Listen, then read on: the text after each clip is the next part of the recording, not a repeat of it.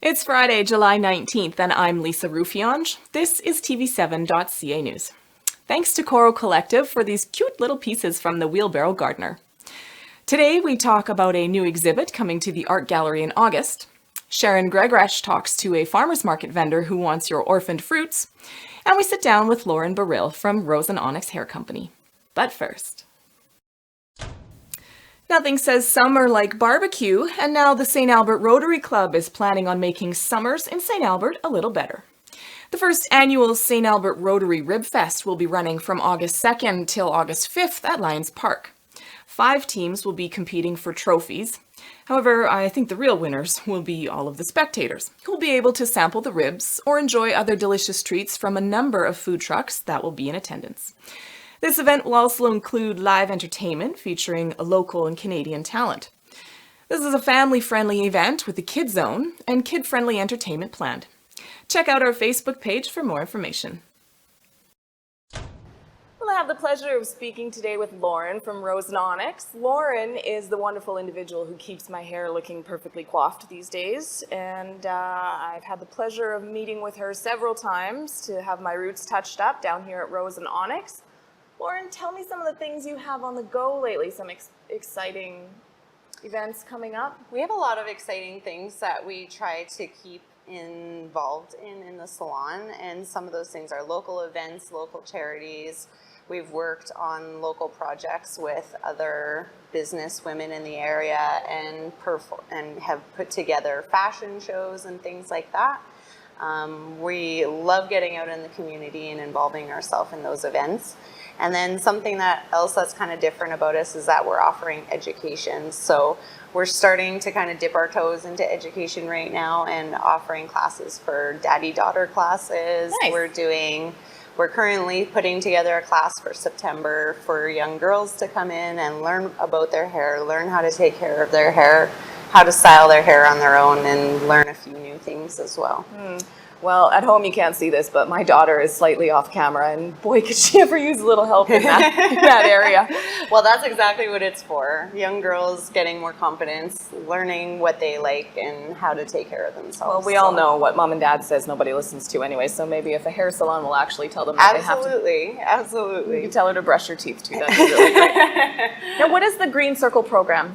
The Green Circle program was created in 2009, and it's a unique program across North America right now that helps us as a salon divert 95% of our garbage from the landfill. So that includes all of the hair that we cut in a week, all of the foils that we take out, even the remaining color doesn't go down the drain or in the garbage. We divert that and we box it up and we send it out to Green Circle, and they use it for things like creating new energy resources. Wow. The hair is used in oil spills to absorb oil from the ocean, so that's pretty cool. And then it saves us from putting as much waste into the landfill as we typically do, because in a hair salon it adds up to a lot. I bet it does. Yep.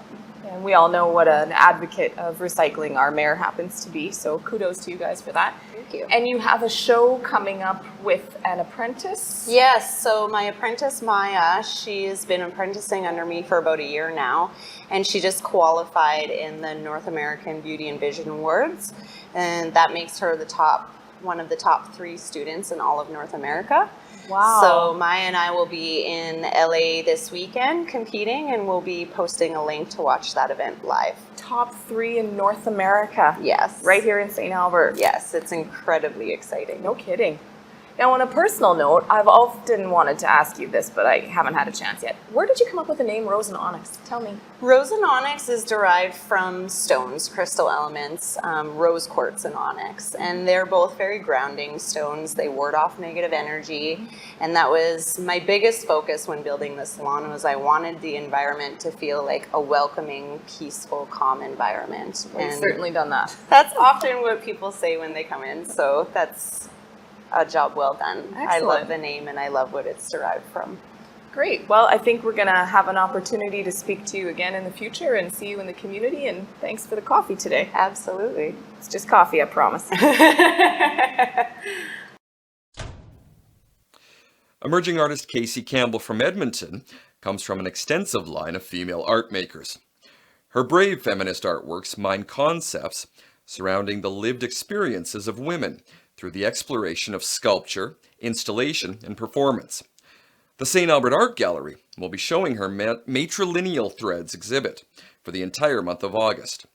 Matrilineal Threads is a multi-dimensional exhibit that combines the artistic labors of Campbell and her mother, Jeanette Lund. Lund fervently produced works for the show during the final stages of cancer, working on this collaboration up until she passed away in May 2018. Prior to that, Lund also fought lupus for 35 years. Campbell would draw fast, active, and provocative sketches and send them to her mother in Grand Prairie via email or text. Lund would then interpret them in 3 glorious dimensions in crochet or knitting. Their family holds a long history of gifting and receiving hand-knit and hand-crocheted items. This compelling and poignant collaboration delves into their intergenerational making and how it has unfolded through the years. There will be an opening reception August 1st from 6 to 8:30 at the Art Gallery of St. Albert. The City of St. Albert and Sturgeon County's Annexation Negotiating Subcommittee met on June 28th to discuss the city's proposed annexation of a portion of land from Sturgeon County. The Annexation Committee is a subset of the Intermunicipal Affairs Committee, or the IAC, which is made up of all members of both councils. The annexation negotiations formally started back on December 6th of 2017. On June 28th, the negotiating committee determined that Vice Chair Councillor Ray Watkins from St. Albert will act as chair for the next IAC meeting.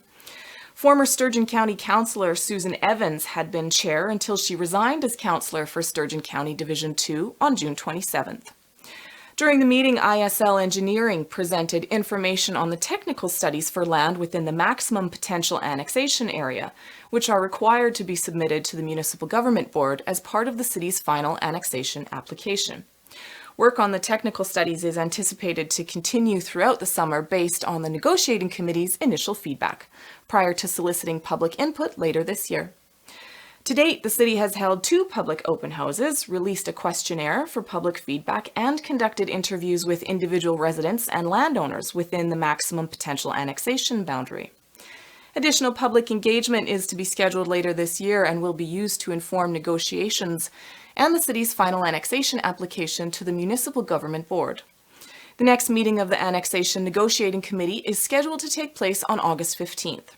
For more information on the proposed annexation, visit stalbert.ca/annexation. Welcome back, Crystal Lucier with Financial Focus. I want money. Today we're talking about keeping business and personal accounts separated. It's not required by CRA for proprietorships, but it is advisable.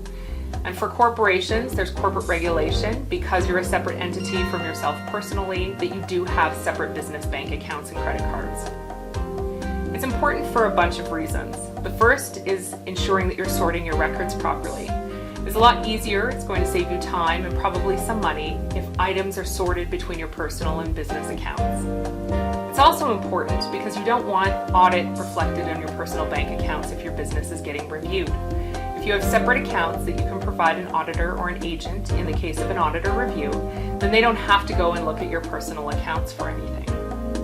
You also want to make sure that you're allowing for multiple signature authorities on your business checks. This is important to keep you away from fraud. To do that, you need to make sure that you have a business account so that you have dual signing lines. It's also a tax time nightmare. If you have everything in one account or everything is flowing through your personal account, it's going to take a lot of time to separate that out come tax time. It's also going to take a lot of time for you to go through and sort out all of your receipts. We also want to make sure that you don't miss any deductions. To ensure that, if you keep all of your purchases through business accounts, when your banks get reconciled for the business, you're not going to run into any receipts that you're looking for, that you're missing deductions, because when you're reconciling, you're ensuring that everything in that account has been accounted for. It's really important to keep these accounts segregated for a number of reasons, and if you need help, I would talk to a professional accountant or bookkeeper. Thank you for joining us today. This is Crystal Lucier with TV7.ca. I want money. The city is taking some positive steps to advance Council's strategic plan and the corporate business plan to improve the sustainability of St. Albert programs and services. Beginning July 15th, Kate Plakowski will be moving to a new 4-year term assignment as Director of Sustainability Initiatives, reporting to the Chief Administrative Officer. Kate's role will be to advance initiatives to realize new revenue opportunities and to reduce servicing costs through the utilization of innovative technology. The position is expected to provide the relevant background and information to inform council and administration decision-making over the next few months. Jay Mason, currently the Manager of Capital Projects Engineering Services, will temporarily backfill Kate's duties as Director, Utilities and Environment. Both secondments will last for a minimum of 4 months with the possibility of an extension. Information on Council's strategic plan, the corporate business plan, and the city's efforts on alternative servicing can be found on the city website. Well, summer storm and hail season is here, and as a result, you may have some unwanted dents on your car. Hail Craftsman is a local company that specializes in paintless dent removal, and they are this week's Business Spotlight. Hi, I'm Carl Jarrett with Hail Craftsman Paintless Dent Repair. If you have a hail damage or small dent or door ding, we can come to you. We're completely mobile and independent, and we have free estimates. We would actually just push the dent out from behind the panel to save the paint, not to replace it. So the vehicle still has its integrity. So if it's on a door, let's pretend, because it's an easy way to actually look at it. In the middle of the panel, we'll roll the window down and then we'll put a guard down to protect the window. From there, we will access the dent from behind the panel through the door panel. And we'll push the dent out from behind using a procedure just by pushing and twisting very gently, not hard, in order to reform the dent back to flat.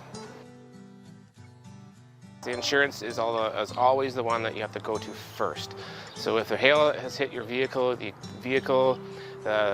customer or whoever it is goes to the insurance companies, and then they give the instructions after that. They will tell you to go get an estimate first, and then after that they will tell you to go to the shop that they prefer to get the job done. And then from there we will get calls from the body shop, and we will come in and help the body shop out wherever they need and what situation it is. Whether it be one car or 400 cars, we will help out as best we can. Best thing about paintless dent repair is it keeps the value of the vehicle. I mean, you're not replacing the panel and putting an aftermarket product on it. You're not putting brand new paint on it. It's keeping the integrity of the vehicle intact. So if the consumer wanted to sell the vehicle afterwards, then they still have the original parts and paint on the vehicle. Now is hail season. If there's any hail that has happened on your vehicle, have a look, or even if you don't know that it has happened on your vehicle and you know it's hail, go have a look at your vehicle. And if you haven't an idea of what you're looking for, I'm always available at a phone call away to be able to come and have a look, help you out. Even with the door dings, I'll come and do a mobile door ding. If you don't have any idea if it can get fixed, then I definitely will come out and actually help. I'm Carl Jarrett with Hail Craftsman. Give us a call at 780-240-4206.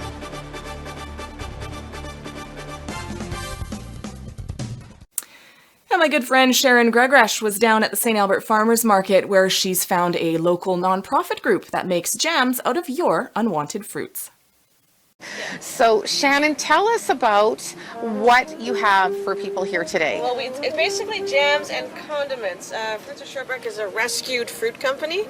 Like, say, if you have a crabapple tree that's overflowing or a rhubarb patch you're just not going to pick, volunteers come pick all that fruit and make all these lovely products. It's a non-profit society, and a portion of sales go to Boys and Girls Clubs of Edmonton and other programs for inner city kids. Yeah. So, whose idea was this company? The founder, he's my boss, Al. Is just, when I've heard, him and his wife were literally walking through their neighborhood through a back alley, and there's all these spoiled crab apples on the ground, and it's like, well, this is a waste. What can we do? And they eventually came up with this. So they've turned it into a company where they're giving back to nonprofits. Yes. That is fabulous. All right, everyone, head on down to the St. Albert Farmers Market on Saturdays. Fruits of Sherbrooke is sitting on St. Thomas Street if you're looking for them. And you have to love crabapple and rhubarb jams. Yes. Rhubarb. Rhubarb. Rhubarb. Rhubarb. And rhubarb. And rhubarb ketchup. We do have that too. Rhubarb ketchup. All right, that's great. St. Albert Farmers Market. Be sure to check out Fruits of Sherbrooke at the largest outdoor market in Western Canada. The St. Albert Farmers Market is open every Saturday, rain or shine, from 10 to 3, all the way up until the weekend before Thanksgiving. Michelle Parker's here, giving us the energy to get through one more week in Let's Get Fit.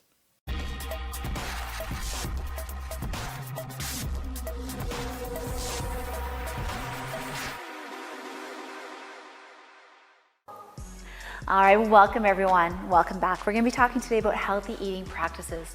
There's so many different healthy eating practices out there. One of the tips that I have for you is just focusing on one change per week. Making one small change, make it a habit, and next week add in something new. So some tips for that meal planning for today. I want you to think about aiming for clean and lean. So choosing whole fresh foods in a variety of different colors. Avoiding those processed foods as much as you can. So if it comes from a can, comes from a fast food joint, it's okay to have those on occasion, but make those a rarity. All right, generally speaking, the fewer ingredients are the better, so make sure you are checking out those food labels and find out what you are actually eating. And if you can't read it, it's probably not the right item for you. Get in plenty of water and aim to eliminate or reduce things like caffeinated beverages, teas or coffees, or sugary beverages like your fruit juices. And then make sure you aim to include protein in every major meal. So those are just a few healthy eating habits for today. From here, we're going to take it down to our move of the week. We are going to be using our foam roller one more time, so let's head on down to the ground, everyone. All right, well, welcome back down to the floor, everyone. We are going to continue with some myofascial release using that foam roller. This time we're going to get into the back of the legs, into those hamstrings. So bringing that foam roller this time underneath, we're going to start just below our glutes and work our way down towards our knees. Now we're not going to roll over any joints whatsoever, whether we're doing things like our quads coming down the front or whether we're coming down the back like our hamstrings. So we're going to stop just shy above and start with just those around those glutes. So coming on down, we're going to keep our feet on the ground initially. Our hands are also on the floor. And you're just going to go down about an inch at a time, making your way down, seeing if you find those sweet spots. Now I've noticed how I brought my feet off the floor. If you find that having your feet on the ground doesn't give you enough pressure, bring those feet up. And then you can also play around with the angles. So once you've gotten all the way down to those knees, when you come back up, think about pointing those toes out and doing it again, an inch at a time, working the other way. Now, just like we pointed them out, we can also do them in. But before we get into that, I want to show you one more thing. If this still isn't enough pressure for you, you can go ahead and cross those legs, and then you're going to work on one hamstring at a time. Now, foam rolling is new for you. I do encourage you that progression that you just saw me doing, starting with your heels on the ground, working to your feet off the ground, and eventually working to where you see me doing it now today, where I get two feet off the ground and stacked. Find that sweet spot, sit on it, 3 big deep breaths, let that muscle melt around it, and then continue the rolling. Now if you're doing one side stacked, as always, make sure you get the other side as well too. Everyone, thank you so much for joining me. I hope you enjoyed today's tip of the week and move of the week. My name is Michelle with TV7.ca News. Have a wonderful day.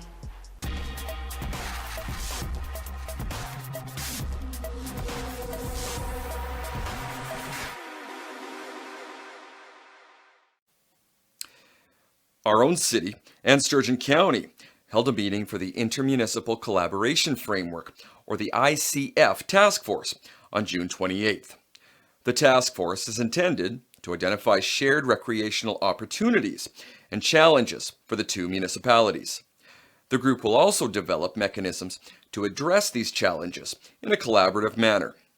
St. Albert and Sturgeon County each identify recreation as a key component of their municipal master plans. Both communities are looking to optimize the delivery of these vital services. The Recreation ICF presents an important step to explore collaborative opportunities for planning and service delivery. At this meeting, the task force continued to explore ways in which both municipalities can move forward on exciting projects that will allow their citizens to enjoy cross-boundary recreation. A gap analysis and environmental scan have been completed and accepted as information. The gap analysis looked at current and future recreation demands between the two municipalities. The environmental scan reviewed several intermunicipal partnerships already in place in other parts of the province. The two reports identified several partnership models and best practices, as the task force is now deciding on the best ways to move forward within the City of St. Albert and Sturgeon County context, and will begin crafting the ICF in the weeks ahead. The task force meets next on August 2nd.